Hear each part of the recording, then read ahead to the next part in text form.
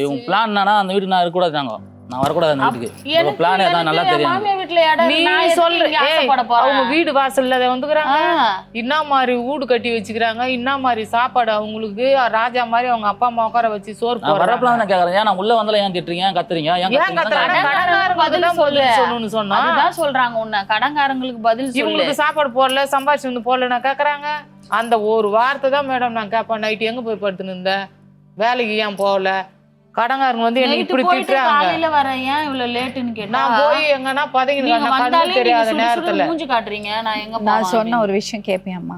சொல்லுங்க. நீ உன் வீட்டுக்கு போயிடு, உங்க அம்மா அவர் பார்த்துப்பாரு. அதான் தைரியமா எல்லாருமே சொல்றாங்க. தைரியமா விடு. அம்மா அம்மா பாத்துப்பீங்களா? இவங்களால பார்த்து தானே மேடம். இல்ல கிடையாது கிடையாது. கிடையவே கிடையாது. ஒரு மாசம் தானே, ஒரு மாசம் தான் பார்க்கல. இவங்களால பார்த்து ஒரு மாசம் எல்லாம் நீங்க இல்ல. இருக்கிறனால தான் அவர் வருது. அவர் வந்து அசால்ட்டா விட்டுடுறாரு.